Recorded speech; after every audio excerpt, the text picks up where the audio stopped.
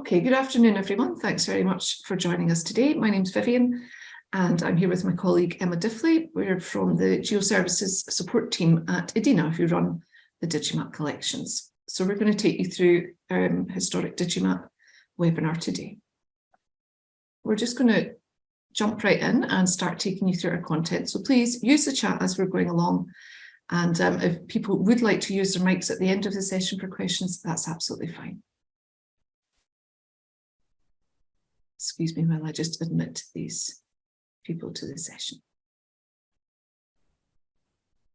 Okay, that's everyone in. Okay, so we're here to talk about historic Digimap. It's an archive of historical Ordnance Survey maps of the British Isles from the 1830s to the 1990s. They were digitised by a company called Landmark Information Group in the early 2000s, and EDINA licenses the historical maps from Landmark and makes available to academia through historic Digimap. So there are a range of scales available, from county level maps to very detailed town plans, and we'll see a little bit more about that shortly.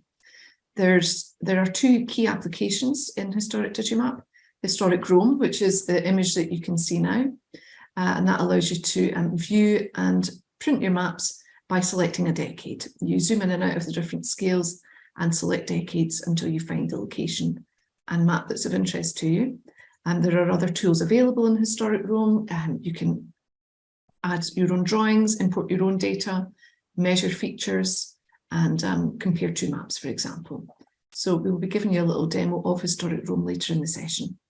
And the second key application is our historic download tool. So that allows you to actually download the georeferenced maps, either the original map sheets or tiles of map data that are referenced to the British National Grid. So we'll show you how to do that as well.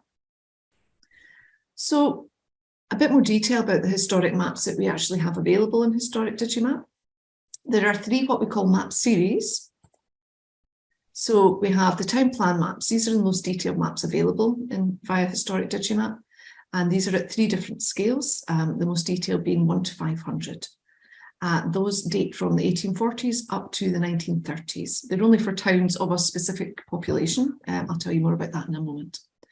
The second map series are the county series maps. These are available at two different scales, 1 to 2,500 and 1 to 10,560. There is a little reference here. I'll be sending you these slides after the session. So there's a little reference translating these scales. So the 1 to 10,560 is around about 6 inches to a mile. And then from 1945 up until the 1990s, we have national grid maps at a range of scales. Prior to the World War II, maps were produced individually by different counties, and post-World War II, there was seamless coverage using the national grid. So let's talk a little bit more about the different maps that we have.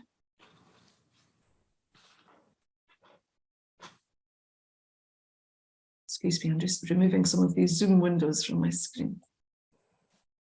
So our town plans. So as I said, these are the most detailed maps that are available in historic Digimap. These were only produced for towns with a population of more than 4,000 at the time of survey. They started being produced around about the 1840s. So this one we're looking at now, this is one that a screenshot of a 1 to 500 scale town plan map of Liverpool. And you can see there's a little timeline. This is a screenshot from historic Rome. So this is an 1890s map. We have a little timeline in historic Rome that you select your decade from. So this map gives you a really nice idea of the level of detail available in these. For example, there's lots of different industries here, public houses, residential dwellings. You know, there's great detail. You know, you can even see like the inner stairways within these courtyards and so on. So fantastic detail, and a really amazing resource for anyone interested in the history of that time. The different scales. So the least detailed one is the 1 to 10,056 scale.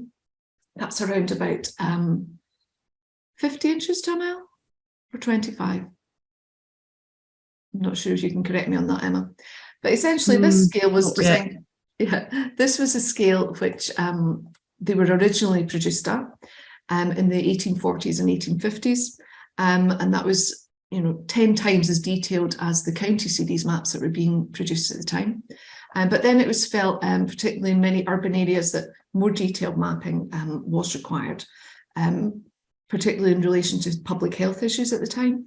For example, with cholera outbreaks and so on, in order to provide better sanitation, they wanted more detailed maps, amongst other reasons. So then they started to produce at the 1 to 528 scale, but then latterly, from the 1850s on, they produced a 1 to 500 scale. So you will find town plans available at a few different scales within historic Rome, and they tend to be in the 4 most detailed scales that we zoom in and out of. So I'll show you how to find those.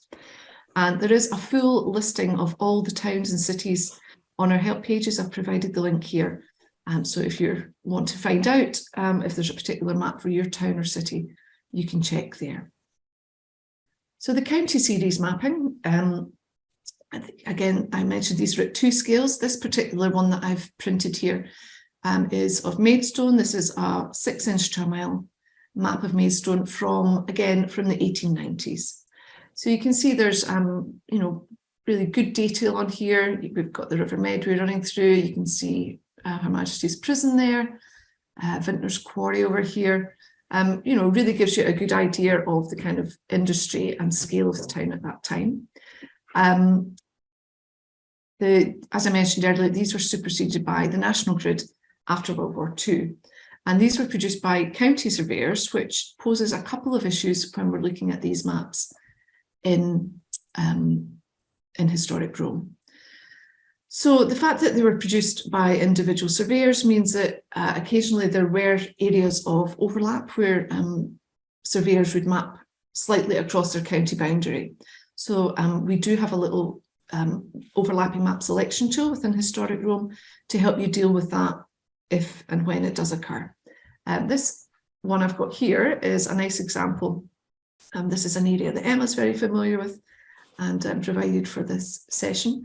So you can see here that in our overlap mapping selection tool here, it shows that there are 2 maps available to view at this particular scale and decade that I'm looking at. So you can see I've selected the button next to Westmoreland. So that's the map that we're viewing right now. But there is also another map available to view of Lancashire. So Viv, you can see the county boundary mapped there. It's that dark line that runs along the edge of the river. Yeah. So clearly one county has mapped one side of the river and the other county has mapped the opposite side of the river. So the 2 sides don't appear on the same county sheet map. That's all. Yeah. Super. So I don't know if anyone, hopefully people picked it up there that I flipped between. So there's my Westmoreland one, as Emma says. So you can see it north of the river has been mapped by Westmoreland. And then if I flip to the other one, south of the river has been mapped by Lancashire. So in this particular instance, there's no issue with these 2 maps being available to view at the same scale. There's no obvious blurring or issues with that. But when we do a little demo, I'll show you that in some areas, you can end up with a slightly blurred map. And if we have 2 maps for a particular area for the same decade at the same scale, there's no way in our background mapping software to avoid displaying more than one. They're all georeferenced, so there will be instances where you might find more than one map available and it can cause some blurring. But as you can see with this little overlapping map selection tool, that allows you to choose which one you want to display. Map provisions, as I said earlier, a map series covers a particular time period. So for example, our county series ran from the 1840s up to the 1960s. But within that time period, there were revisions made of the maps when the areas were resurveyed from time to time. But not all areas were resurveyed. As you can imagine, very little would change in perhaps rural areas of Scotland or North West England. So it was more urban areas which were resurveyed. So what I've done here is collate some images to show you the different revisions of the county series 6-inch to a mile series. So image 1 shows the first edition of the map. So you can see, all of the British Isles really were all of Great Britain was surveyed and published. And then image 2 shows the first revision, which was from 1888 to 1914. So again, pretty much everywhere was surveyed and published, with the exception of the Isle of Man, and I'm not sure, is that, it's not Mull of Kintyre, but somewhere around about there. Is that not Arran, I think? Arran, it might be right. Could be. The other point, Viv, is that while it looks as though they weren't, the maps may not have been revised in that particular thing, it's also possible that landmarks coverage is not universal. The maps may exist, but they don't necessarily exist within landmarks holding. So we only have landmarks version of these. It may be that if you're searching for a particular map, that you could find it somewhere else, maybe the National Library of Scotland have it, or British Library, or some very quietly kept archive of old maps somewhere else. University libraries still have surprising stocks of these things hiding away in corners. Yeah, that's a good point, Emma. And I do have a sort of reference slide later with some links to the National Archives and so on, which has got really nice tips on, who holds the most historical OS maps and where you can find them. So you'll have those references to look at as well. And then I've got images 3 and 4, which, the third one is for the second revision from 1900 to 49. You can see again, the white areas indicate those areas where we don't hold a map for. And then revision 4 from the 20s up until the late 60s has even fewer coverage, even less coverage, I should say. So these images, I should say, these are from our historic download tool. So within the download tool, you can choose the particular map series and revision or edition that you're interested in and ask it to show you the coverage. And then it will highlight in purple on the map where there are maps available. So that gives you a nice little tool to sort of research, okay, what's available in my area. I should say, actually, the implication of the map revisions for viewing maps in historic Rome are that, if you're interested in a rural area, then it's likely that you won't find a map for every decade and every scale that we offer. There will be a little bit of trial and error, zooming in and out and selecting different decades in order to find a map for your area of interest. And our national grid mapping, so I mentioned earlier from the 1940s, maps were not surveyed by individual counties, but rather on a national basis. So there is seamless coverage from the 1940s. And these are the scales at which maps are available. From the 1970s, you'll see it switches from this 6-inch to a mile scale to 1 to 10,000 to a metric scale. And there are more detailed maps available in urban areas. And until around about 1980, these maps were provided as paper sheets. And then in the 80s and to late 90s on microfiche. But then from 1997, all OS mapping is provided digitally. So this is just a few references where you can get more information. And the National Library of Scotland has, I think, certainly according to the National Archives, has got the most comprehensive range of historical OS maps. But they've also got some really nice guides to the different map series. So there's a really comprehensive set of information there on town plans and county series, and far more ordnance survey maps to boot. I've just given you a little reference on the town plans of England and Wales there from the National Library of Scotland. The Charles Close Society, their archive is based at the University of Cambridge, and they are a society that documents the history of the Ordnance Survey and its mapping.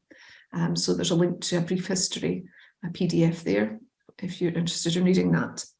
And then some other links from the National Archives. Richard Oliver's book on OS maps, I think, is really the most kind of well-renowned book on the history of Ordnance Survey mapping. That's in its 3rd edition. And I think that link that I've given you there opens it up in the National Archives, but I'm sure you could find it in a variety of places. And a couple of links from our help pages where we give you some information as well.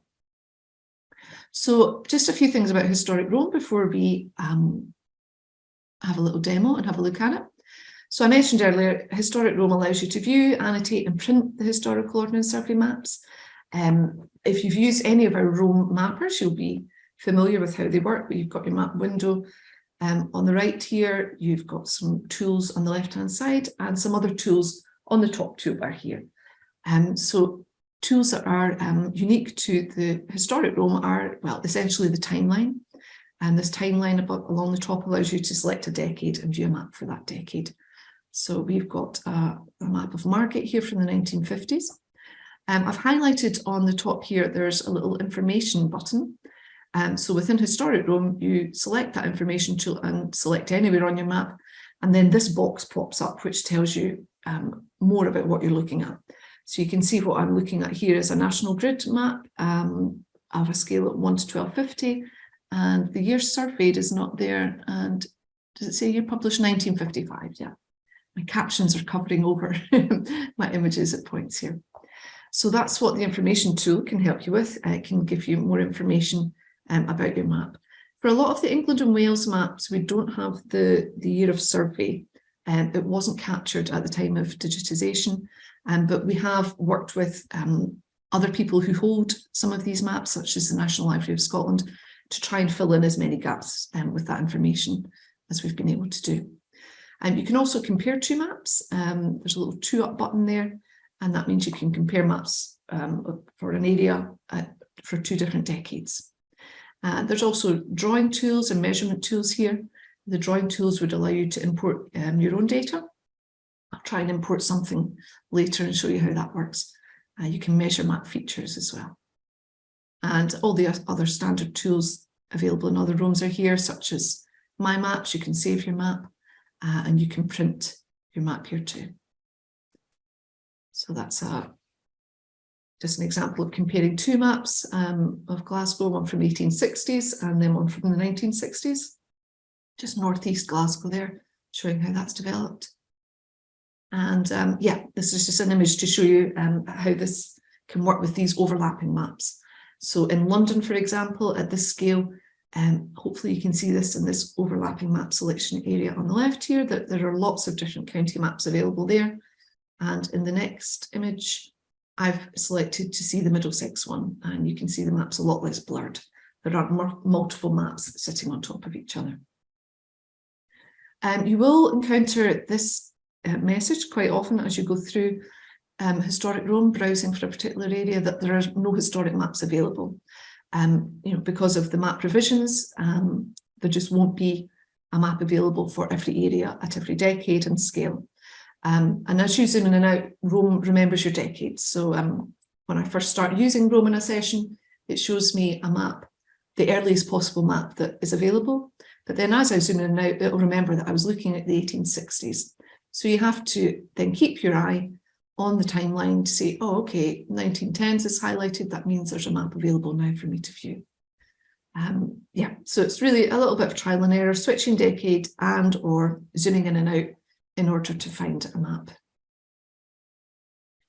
So the historic download tool, and this is where you can download maps if you want to use them in your own software, perhaps GIS or CAD software. They're provided in TIFF format. That's an image, raster image format with a TFW location file. So the TFW file is what actually has the georeferencing. So it's really important that if you download files and you want to view them in mapping software, that you have to keep your location file as well. And the download works in a stepped process. The first being that you would select your area of interest, and there's a number of ways to do that. In this area here in Margate, I've selected it with a rectangle. So it's this little yellow square is the area for which I can order data. So selecting the area is the first step. Second step is to choose the maps that are of interest to you. So I've opened up the county series 1 to 2,500 scale here, and I've checked the boxes next to each edition and revision. And then it's just a matter of adding to basket and selecting to order. And then you get a link to download them later. But we'll give you a quick demo of that.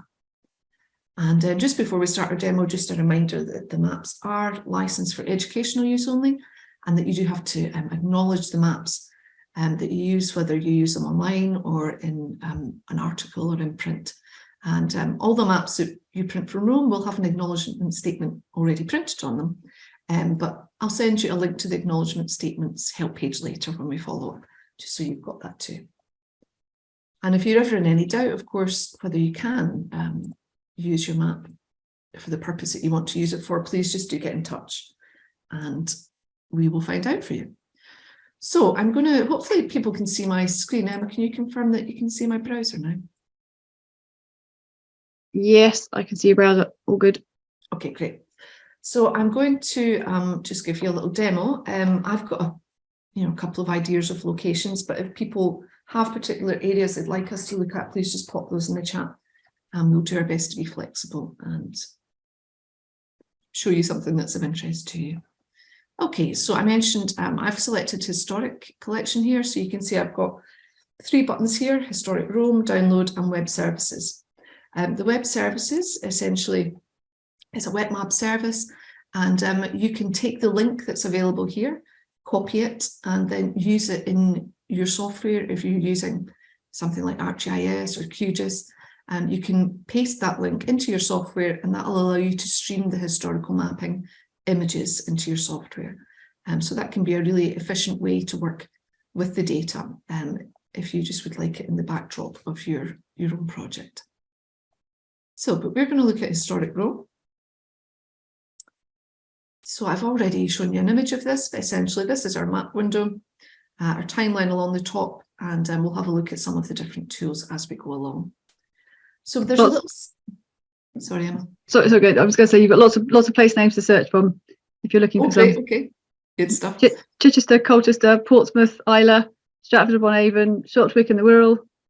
I'm sure there'll be more coming soon too. Right, okay, good stuff. So let me just show you, before I choose one of those names, this little scale bar on the right here. So you can see it's kind of divided in 2 sections, modern and historic. So we've provided a few modern OS maps to really kind of help you locate yourself. So, you can jump straight in and start searching for Colchester, or you can zoom in using this on the area that you're interested in. So you can zoom in with the plus sign, and it always zooms in on the center of your map. So let's move down to Essex direction. And if I click the plus sign again, it's going to take me through a few modern maps to try and orient myself, and then it will flip into some historical mapping shortly. Okay, so we can see a historic map. So that's one way to go about it. This one's taking its time to load. I'm sorry about that. So that's one way to do it, is you can just flip through the scale bar. I tend to try and use the scale bar to zoom in and out. But let's go for Colchester. Viv, you might find that those straight edges are in fact because the next tile over is in fact a different decade. So the no historic maps available of this area message that you see there will appear when there isn't anything covering that particular patch at that scale. So if you zoom in through that, you might find that there are maps of different decades, but different scales as well. But if you stick with that scale, you'd have to change the decade along the top. Yeah. Okay. Okay, so we zoomed in on Colchester, but it remembered that we had already viewed a map of a different decade. I can't remember what the decade was, but you can see along the top here, there's a few decades highlighted. So let's go for 1880s. So here we are in Colchester. So let's find out what we're viewing here. So I'm going to activate the information tool. And this is a county series, 1 to 10560, first edition 1881 of Essex. And so as I zoom in now, we'll probably see the same map in a little bit more detail. No? Okay. The maps that you see have a limited scale range on them, if you like, because if you zoom too far in, sometimes you get such a blurry mess that it doesn't work. So that's to do with the resolution of the original images and how our software can or can't deal with them. So there is only so much flexibility we have in expanding or contracting those scale bands, which means that you will get situations where you feel as though you should be able to zoom in on the map to see it in greater detail, but actually you can't. The best option in that case is to download the original data yourself, and then you can zoom in and out of it as much as you like. It's easier. We're trying to manage lots and lots of traffic and layers of maps that cover different areas and different time periods. It's one of these sort of weird flexible triangle things. It's very hard to get it right so it pleases everyone. Thanks, Emma.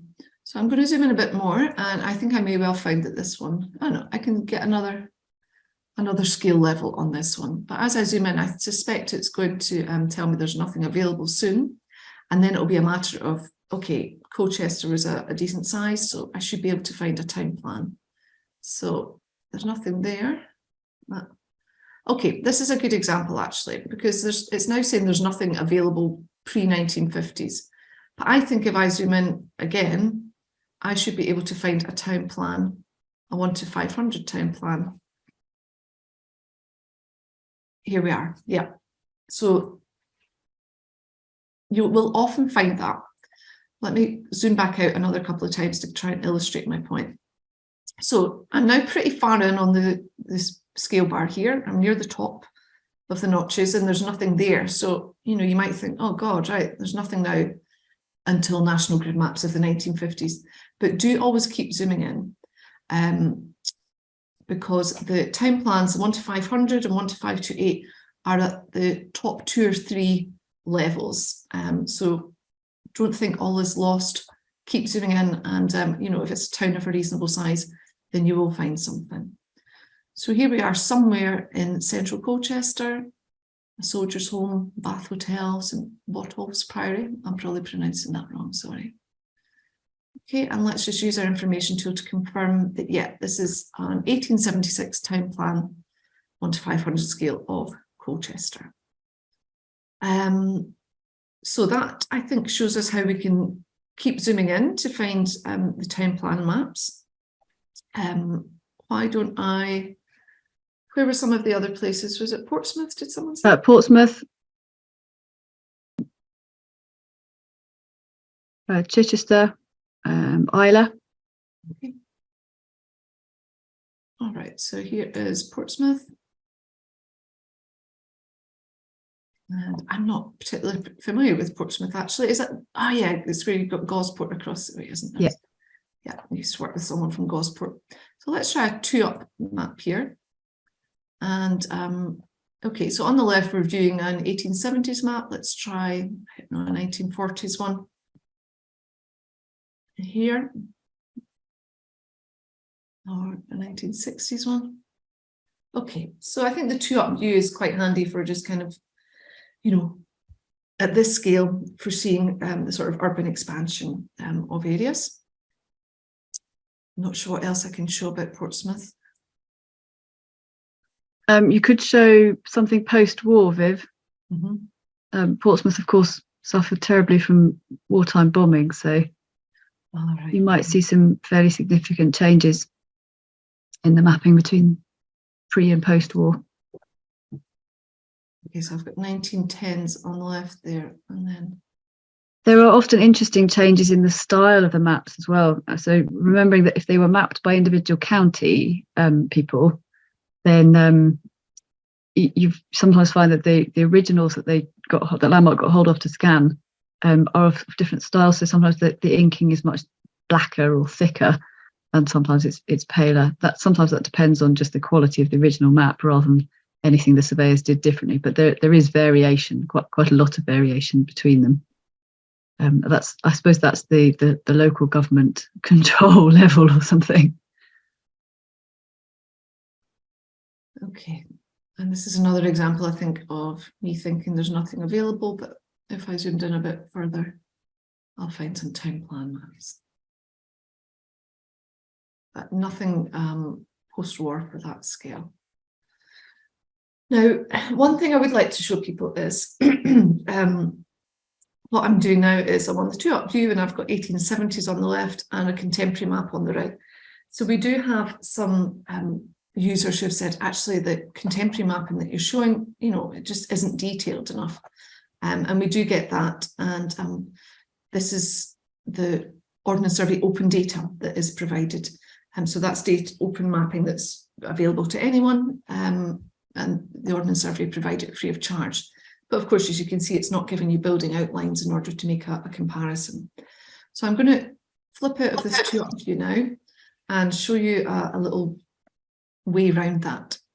Now, within the overlays here, in some of our Roam clients for other collections, you'll find some pre-loaded data in here. You know, you might be able to switch on postcode boundaries or hill shading to sort of get more of an idea of the terrain of an area. We don't have that pre-loaded data in Historic Digimap, but what you can do is bring in a web map service. I explained when we first loaded up Historic Digimap, you know, what the web map service for Historic can do. It allows you to view the images of mapping in your own software, but you can also bring in our Ordnance Survey collection mapping into Historic Rome with the Ordnance Survey web map service. So as I scroll down here, you'll see I've brought in web map services from some external providers, such as this one's from Scottish Natural Heritage. But I've also got the Digimap Ordnance Survey one here. And I'll send you a video later of how you actually add this in. But if I just toggle it on now, hopefully what we'll see is that the building footprints, building outlines from the contemporary Ordnance Survey mapping will appear. It's still loading. Hopefully it's going to work. Okay, it's not all that clear at this scale. Hopefully it's clear to you. But can you see the red outlines? That is the building footprints that are from the contemporary Ordnance Survey mapping. So that can be helpful for people to try and understand if they want to do comparisons. You know, what was Victoria Gospel Hall? You know, is there a building there now, and so on.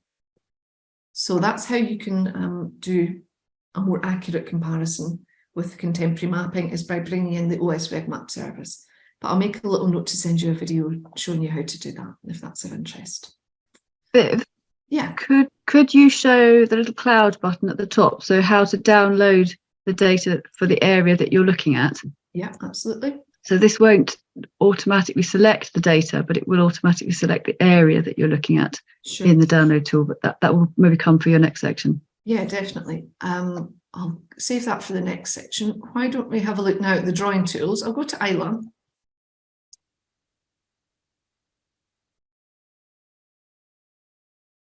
And let's find there's a 1900s map, say, at this scale. So this is perhaps a county level map, I would say. So this is Argyll sheet, whatever that Roman number is. And yeah, that's a county series sheet of Argyll. So yeah, same applies, you know, flip between decades, zoom in and out to find what you're interested in. But I thought it might be useful to show you the drawing tools as well for anyone who's not that familiar with Rome. So with the drawing tools, you can do various things. You can make this little sidebar narrower or wider if you like. But you can do some simple stuff. You know, we've got some markers there that you can add to your map. You can add different shapes. You can add polygons to outline certain areas and that kind of thing. So I'll let you play around with those in your own time. But something that you can do, which might be useful, is to actually import your own mapping data. So if you're not particularly familiar with digital mapping, that can sound a little bit daunting, but there are some really simple things that you can do. There's various formats that you can provide the data in. So a shapefile is a common geospatial data format. KML is Google Earth. If you've got a GPX track, for example, you know, we've had users who go out on runs and download the track of the run and then upload it onto a map. Or you can have something simple like a CSV spreadsheet. So I'm just going to I'll select choose file, and I'll try and find something just to illustrate this simply.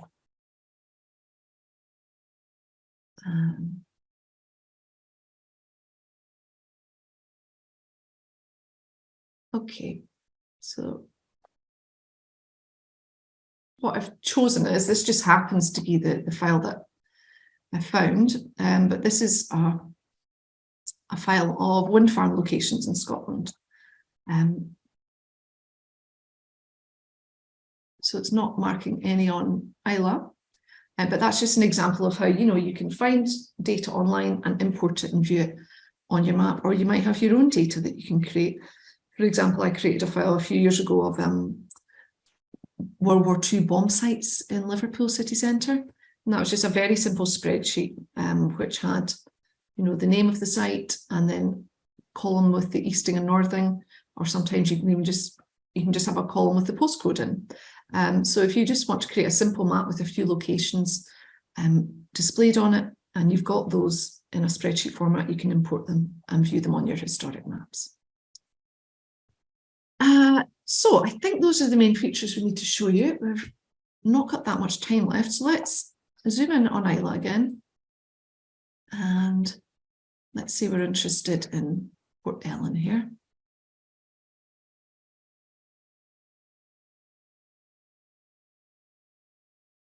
Okay, so I can see that, yeah, this is the area I'm interested in, but I'd like to actually download this map. I can print it.